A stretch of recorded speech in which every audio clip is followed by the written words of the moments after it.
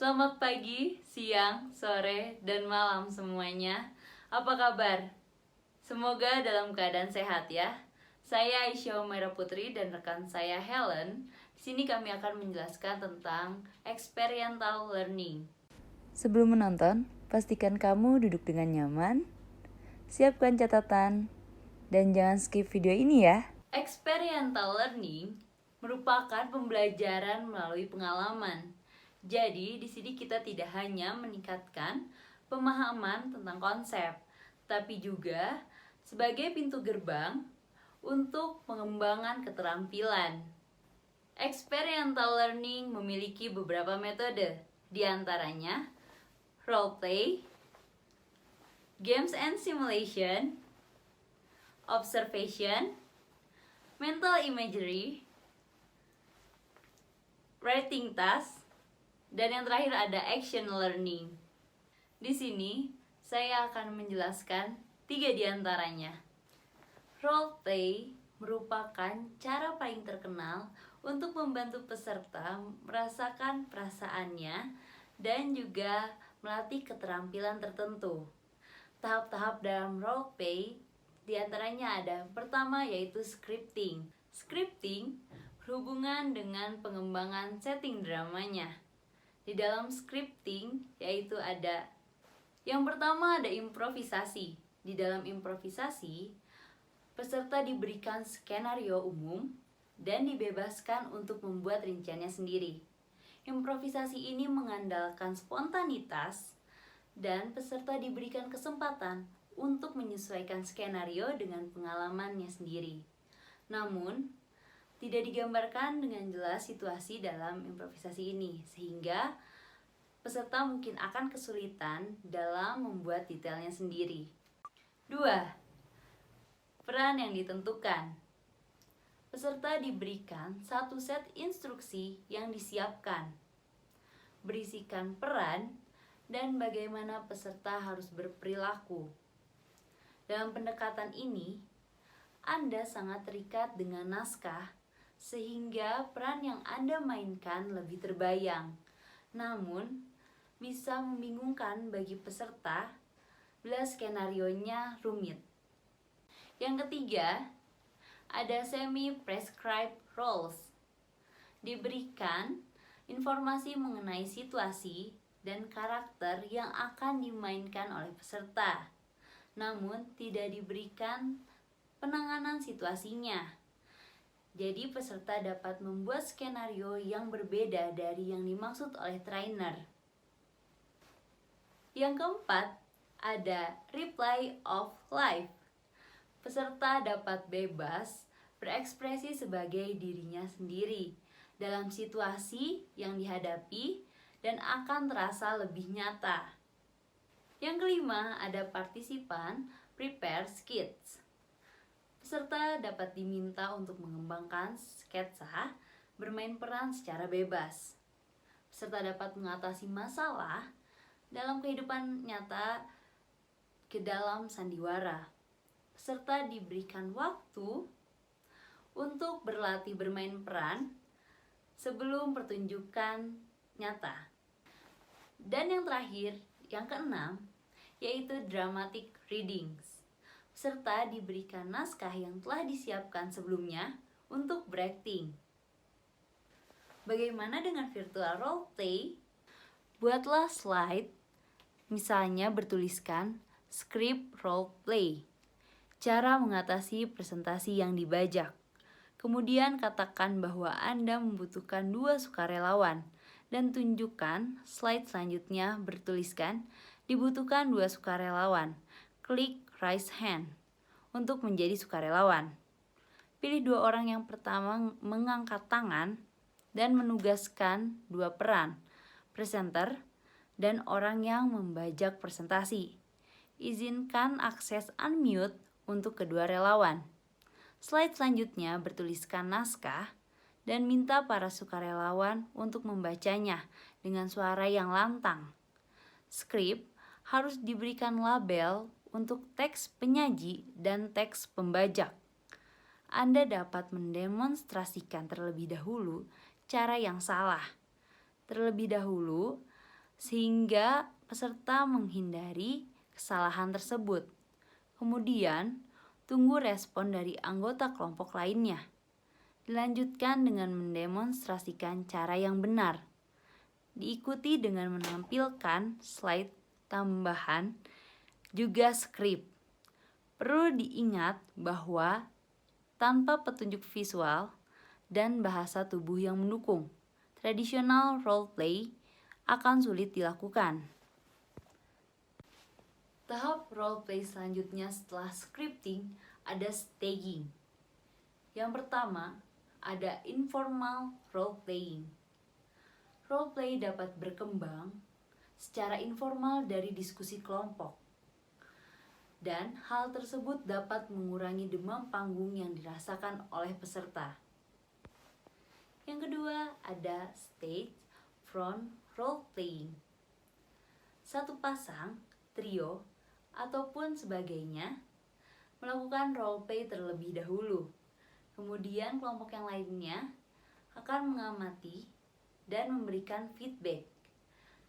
Kemudian trainer nantinya akan memberikan feedback secara maksimum. Yang ketiga, ada simultaneous role play, di mana dibentuk pasangan dalam drama, berisikan 2 atau 3 orang, dan secara bersamaan melakukan role play. Format multi kelompok ini dapat mengurangi kecemasan dan memungkinkan setiap peserta untuk berpartisipasi. Namun, trainer mungkin akan kesulitan dalam memantau drama yang sedang berjalan. Kemudian yang terakhir, yang keempat, ada repeated role playing. Dimainkan kembali role play sehingga peserta mendapat kesempatan kedua setelah mendapatkan feedback awal. Yang ketiga, ada processing. Processing merupakan diskusi reflektif pada role play untuk memberikan feedback pada kinerja role players. Yang pertama dari processing, ada designated observers, di mana masuknya 1 atau lebih pengamat ke dalam setiap kelompok role play dan diberi instruksi tentang apa saja yang harus diamati dan cara menyampaikan feedback tersebut.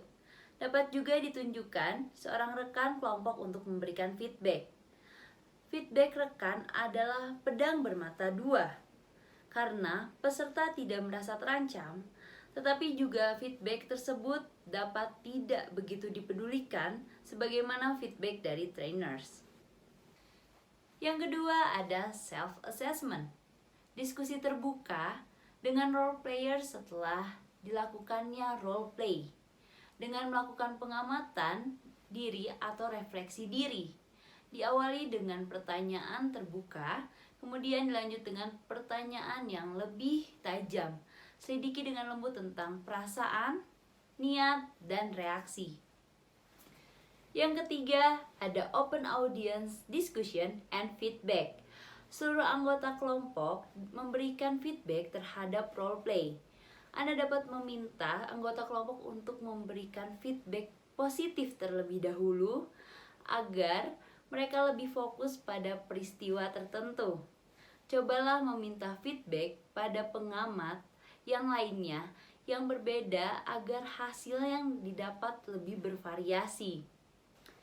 Yang keempat, ada subgroup discussion and feedback. Menugaskan kelompok kecil dari penonton untuk mendiskusikan apa yang mereka lihat dari para role players. Yang kelima, ada trainers observation. Anda memberikan feedback kepada para role players. Anda harus berhati-hati dalam menyampaikan karena feedback dari trainers itu lebih dihargai dan lebih didengar. Yang terakhir, yang keenam adalah benchmark comparison. Pengamat dan para role players dapat berdiskusi mengenai kinerja dengan naskah yang ideal. Namun, usahakan untuk tidak memberikan peserta kesempatan untuk tidak setuju dengan ideal. Video feedback. Setiap orang diperintahkan untuk merekam video pada ponselnya sendiri. Berikut adalah beberapa panduan untuk memfasilitasi video feedback. Jadi berikut ini adalah beberapa panduan saat memfasilitasi video feedback. Yang pertama, ada sebelum rekaman. Yaitu poin pertama, berikan peserta didik waktu yang cukup untuk mempersiapkan perekaman sehingga mereka tampil cukup baik untuk memiliki pengalaman belajar yang positif. Poin kedua, bentuklah kelompok-kelompok kecil yang terdiri dari 4 atau 5 peserta dan berikan tempat yang jauh dari kelompok-kelompok kecil lainnya. Yang ketiga, meringankan suasana sehingga pertunjukan sealami dan sesantai mungkin. Poin yang keempat, pertimbangkan untuk meninggalkan ruangan sesi perekaman video terlebih dahulu untuk mendorong pelajar bereksperimen dan merekam satu sama lain secara singkat. Setelah itu ada selama perekaman. Poin yang pertama, jangan membuat poin pengajaran saat peserta merekam. Poin yang kedua, buatlah catatan tentang apa yang telah dilakukan dengan baik oleh pelajar dan apa yang perlu diperbaiki. Dan yang terakhir setelah perekaman. Poin yang pertama, beri siswa waktu tanpa gangguan untuk meninjau perekaman mereka sendiri. Poin yang kedua, jika Anda menempatkan mereka dalam kelompok kecil, gunakan kelompok dukungan sebaya yang mengamati penampilan dan rekaman orang lain. Lalu poin yang ketiga, kembangkan written checklist tentang perilaku tertentu yang dapat dicari pelajar dalam menganalisis rekaman mereka. Lalu poin yang terakhir, jika memungkinkan, tinjau kembali bagian-bagian rekaman dengan setiap pelajar. Di sini gunakan teknik feedback yang efektif seperti deskriptif, spesifik, berfokus pada yang boleh dilakukan daripada yang tidak boleh dilakukan, dan mendapatkan reaksi pembelajar terhadap feedback. Yang terakhir ada active skill development. Cara klasik untuk mengajarkan suatu keterampilan adalah dengan melakukan demonstrasi, tunjukkan dan ceritakan. Sebelum meminta peserta untuk mencobanya sendiri, pendekatan yang lebih aktif adalah dengan mendemonstrasikan suatu keterampilan, tetapi dengan sedikit ataupun tanpa penjelasan. Alih-alih memberitahu peserta apa yang akan dilakukan, Anda meminta mereka untuk mengamati dengan cermat demonstrasi dan memberitahu Anda apa yang Anda lakukan. Strategi ini mendorong peserta untuk waspada secara mental. Yang pertama, tentukanlah keterampilan yang Anda ingin pelajari. Anda bisa tentukan keterampilan yang Anda ingin peserta pelajari. Mintalah peserta untuk melihat Anda melakukan keterampilan tersebut. Berikan peserta pandangan sekilas tentang gambaran besar. Jangan harapkan retensi. Kemudian bentuklah peserta menjadi pasangan-pasangan. Mintalah pasangan untuk mendiskusikan satu sama lain apa yang mereka amati Anda lakukan. Minta pasangan berlatih satu sama lain bagian pertama dari keterampilan. Di akhir, mintalah peserta melakukan seluruh urutan dari awal hingga akhir. Yang kedua dari experiential learning, yaitu ada games and simulation. Games and simulation ini jika digunakan dengan cara dan waktu yang tidak tepat, maka akan ada sedikit manfaatnya. Tetapi jika digunakan di waktu dan dengan cara yang tepat, maka games and simulation ini dapat menjadi cara yang menyenangkan dan efektif untuk memajukan tujuan training. Terdapat beberapa keuntungan dari games and simulation. Di antaranya, yang pertama, sejauh mana peserta didorong untuk menghadapi sikap dan nilai mereka sendiri. Yang kedua, games and simulation ini juga dapat membantu peserta untuk memahami keseluruhan isi training yang mereka ikuti. Lalu yang ketiga, games and simulation juga dapat membantu menguji gaya perilaku dan kinerja dari peserta. Dan yang terakhir, yang keempat, games and simulation juga dapat digunakan untuk menciptakan tantangan kinerja bagi peserta.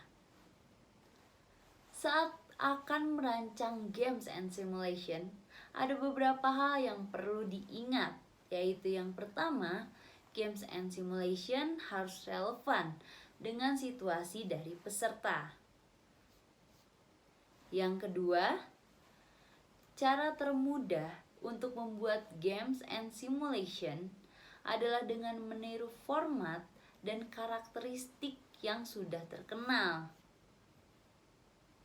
Yang ketiga, permainan yang menyenangkan dan dibuat-buat dapat dilanjutkan oleh permainan yang lebih serius dan tidak terlalu dibuat-buat. Kemudian yang keempat, instruksi untuk games and simulation perlu dipikirkan dengan hati-hati. Dan yang kelima, games and simulation hampir selalu perlu didiskusikan setelahnya agar pengalaman menjadi guru yang efektif untuk peserta.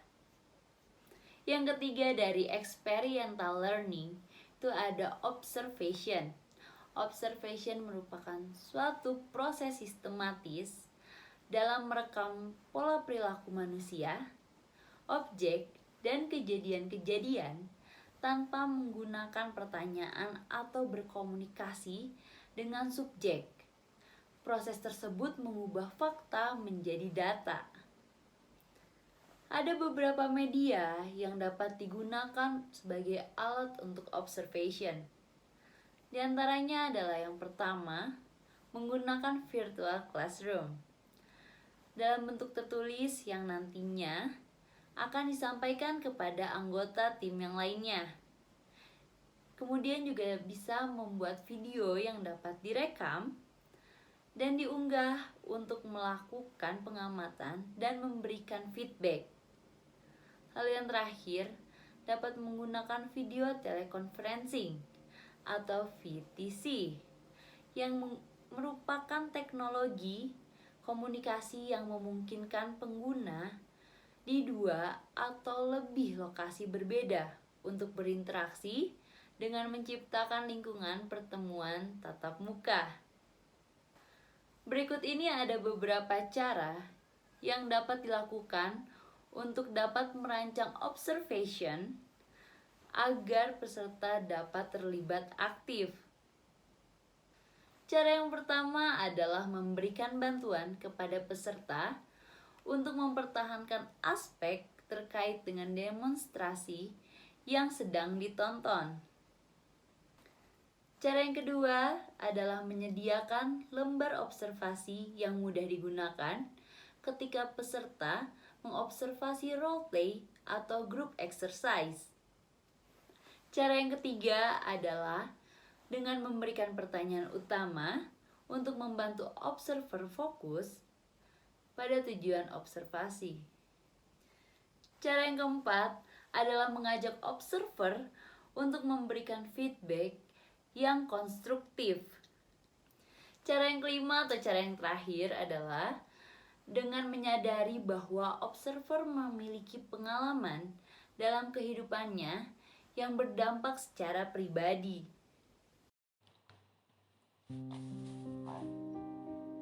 Sekarang, teman-teman bisa istirahat sebentar sebelum kita lanjut ke pembahasan selanjutnya.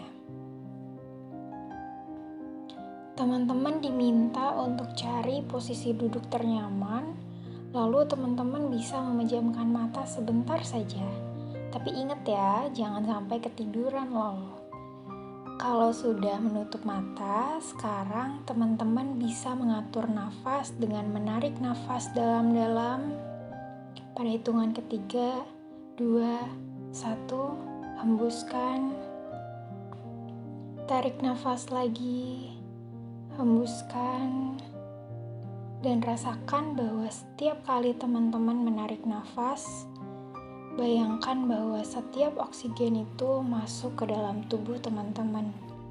Saat teman-teman menghembuskan nafas, rasakan juga bahwa tubuh teman-teman semakin lama menjadi semakin rileks, semakin santai, semakin damai. Sekarang, bayangkan bahwa teman-teman sedang duduk di atas batu besar yang menghadap ke kolam air yang tenang dan juga dikelilingi pepohonan. Bayangkan bahwa tidak ada satupun orang yang dapat mengganggu ketenangan ini kecuali sesekali ikan kecil yang melompat ke sisi kolam.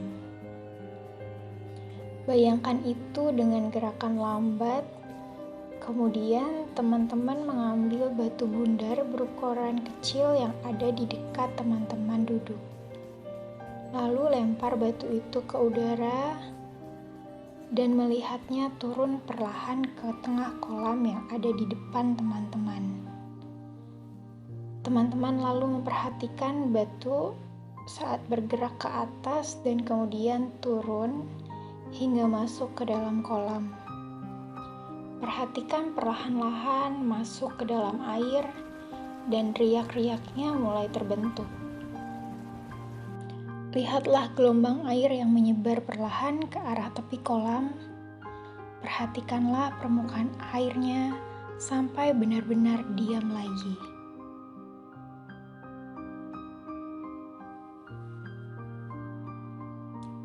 Sekarang teman-teman bisa membuka mata. Halo teman-teman, tadi kita sudah istirahat sebentar ya sambil membayangkan kalau kita lagi ada di pinggir kolam yang tenang. Seru banget ya. Nah, itu merupakan salah satu contoh latihan dari mental imagery. Sebelumnya apa ya mental imagery itu? Menurut Feldman tahun 2012, mental imagery merupakan pembentukan bayangan pada pikiran individu yang mencakup berbagai hal yang dapat dirasakan oleh indera manusia. Mental imagery juga berhubungan dengan berbagai fungsi kognitif seperti dalam proses belajar, memori, dan peningkatan kemampuan. Pada proses belajar, setelah individu melihat, otak akan mengodekan hasil belajar ke dalam memori. Selanjutnya, terjadi proses pemunculan kembali hasil kode dalam memori tersebut menjadi gambaran visual dalam otak. Selain kode visual, mental imagery juga dapat memunculkan informasi dari memori lainnya, seperti bentuk, warna, dan ukuran objek. Mental imagery dapat membantu peserta untuk menempatkan keterampilan ke dalam tindakan dan lebih fokus terhadap suatu peristiwa yang sedang terjadi. Mental imagery dapat digunakan sebagai pengganti untuk role play karena sifatnya internal, sehingga membuat peserta yang malu untuk tampil di depan orang lain atau tampil di depan umum menjadi tidak terlalu merasakan cemas. Mental imagery juga dapat merangsang diskusi. Terdapat 6 jenis imagery experiences yang dirancang oleh trainer. Yang pertama, visual imagery. Contohnya seperti melihat berbagai bentuk warna, seperti segitiga berwarna emas, persegi panjang berwarna merah, dan lingkaran berwarna ungu. Yang kedua, ada tactile imagery. Contohnya adalah menjabat tangan seseorang, di mana kita bisa merasakan permukaan tangannya dan juga suhunya.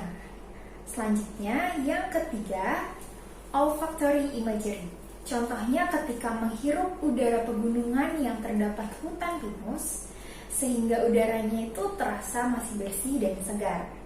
Yang ketiga, ada kinesthetic imagery. Contohnya adalah ketika sedang mengendarai mobil, maka pengemudi dapat merasakan setiap putaran roda. Yang kelima, taste imagery. Contohnya adalah ketika memperhatikan rasa dan tekstur makanan favorit. Dan yang keenam, auditory imagery. Contohnya adalah mendengarkan suara musik atau suara orang lain yang sedang berbicara. Selanjutnya, terdapat beberapa pedoman yang bisa kita gunakan di dalam melakukan latihan mental imagery. Yaitu yang pertama, kita bisa membantu peserta untuk menjernihkan pikiran dan mendorong peserta untuk rileks. Hal ini dapat dibantu dengan menggunakan latar belakang musik, lampu redup, dan latihan pernafasan. Yang kedua adalah melakukan latihan pemanasan untuk membuka pikiran mereka. Hal ini dapat dilakukan dengan meminta peserta menutup mata mereka, kemudian ajak mereka untuk membayangkan pemandangan dan suara seperti deburan ombak ataupun merasakan hembusan angin ketika berada di pinggir pantai. Yang ketiga adalah meyakinkan peserta bahwa tidak masalah jika mengalami kesulitan di dalam memvisualisasikan apa yang sedang digambarkan. Kemudian yang keempat, memberikan instruksi perumpamaan secara perlahan dan dengan jeda yang cukup untuk memungkinkan peserta memiliki gambaran yang jelas. Dan yang terakhir, yang kelima, adalah mengajak peserta untuk membagikan cerita mereka. Poin penting lainnya yang ada di dalam experiential learning approaches adalah writing task. Writing task biasanya dilakukan secara individu. Hal ini memungkinkan setiap peserta untuk merefleksikan dirinya sendiri sesuai dengan pemahamannya dan respon terhadap masukan pelatihan. Writing task dalam bentuk singkat dapat berupa lembar kerja. Misalnya, seorang trainer di dalam kursus tentang hubungan pelanggan, trainer tersebut meminta peserta untuk mengisi lembar kerja, yaitu dengan meminta deskripsi singkat tentang pertemuan terakhir dengan pelanggannya. Lembar kerja mungkin juga diberikan pada akhir training, seperti dengan meminta peserta menetapkan tujuan untuk menerapkan ilmu yang didapatkan selama mengikuti training, dan kembali lagi ke pekerjaannya. Sedangkan menulis dalam bentuk yang lebih panjang biasanya akan diberikan di tengah-tengah desain pelatihan, ditugaskan di awal atau bahkan di akhir. Salah satu contohnya adalah trainer meminta peserta untuk mengingat kembali kejadian yang sangat mengganggu yang terjadi di masa lalunya. Kemudian peserta diminta untuk menuliskan aksi dari kejadian tersebut di dalam bentuk waktu sekarang, seolah-olah itu terjadi saat ini dan di tempat ini. Writing assignment digunakan untuk membantu peserta membedakan perilaku dari perasaan yang menyertainya. Selanjutnya, trainer dapat meminta peserta untuk merekam rencana, mengembangkan skrip verbal, dan meninjau materi dalam bentuk tertulis. Terdapat 5 tips yang bisa kita gunakan di dalam memperkenalkan writing task. Yang pertama, bantu peserta untuk mendapatkan mood untuk mengekspresikan diri mereka secara tertulis. Lakukan sesuatu sebelumnya untuk menginspirasi atau justru menantang mereka. Buatlah mereka merasa bahwa tulisan itu memiliki tujuan yang baik dan bukan sekadar kesibukan. Yang kedua, pastikan instruksi yang kita berikan sudah jelas. Yang ketiga, atur lingkungan kerja yang baik untuk menulis. Kita bisa menetapkan privasi dan ketenangan. Ajaklah peserta untuk membawa laptop ataupun tablet mereka untuk proyek menulis ke sesi tersebut. Yang keempat, berikan waktu yang cukup untuk menulis. Peserta tidak perlu untuk terburu-buru dalam menulis. Namun kita juga harus memperhatikan waktu yang akan digunakan sehingga jangan sampai terlalu lama atau justru terlalu cepat? Dalam lingkungan virtual, mintalah peserta untuk menyelesaikan proyek penulisan di antara jeda sesi. Lalu yang kelima, berikan waktu yang cukup untuk feedback. Setelah peserta selesai, mereka mungkin ingin membagikan apa yang sudah mereka tulis. Salah satu alternatifnya adalah dengan mengundang sukarelawan dalam jumlah yang terbatas untuk membacakan karya yang sudah selesai. Alternatif yang kedua adalah meminta seat partners untuk berbagi tulisan mereka satu sama lain. Poin penting yang terakhir dalam experiential learning approaches adalah action learning. Action learning adalah sebuah strategi belajar yang membuat seorang individu ataupun kelompok terlibat langsung di dalam masalah kehidupan yang nyata, sehingga individu ataupun kelompok tersebut bisa mengembangkan strategi, mengambil tindakan, dan belajar mengenal akibat dari tindakan yang diambil. Dengan menerapkan metode ini, peserta dapat menjadi lebih aktif dalam membuat strategi pemecahan masalah. Strategi pembelajaran yang diberikan harus membuat peserta menjadi merasa tertantang untuk mendapatkan informasi tambahan yang tidak diberikan oleh trainer atau untuk menerapkan apa yang sudah dipelajari. Ketika trainer dapat merancang action learning yang pesertanya anggap itu bermakna, maka metode tersebut dapat dikatakan berhasil. Terdapat 5 jenis proyek action learning yang dapat digunakan pada program latihan. Yang pertama, in-basket assignment, yaitu bentuk metode proyek di mana surat, email, telepon, pesan, dan sebagainya diberikan kepada peserta untuk memainkan peran yang ditugaskan. Peserta akan diberikan waktu untuk menulis tanggapan terhadap barang-barang yang ada di keranjangnya. Yang kedua, research project dilakukan dengan meminta peserta untuk melakukan beberapa penelitian dan mempresentasikan temuan mereka. Hal ini hanya berlaku jika waktu persiapannya cukup dan data yang diperlukan juga tersedia. Penelitian dapat dilakukan dalam bentuk kelompok maupun individu. Cara yang ketiga adalah dengan menyiapkan file observation ke dalam lingkungan kehidupan nyata yang relevan dengan topik latihan.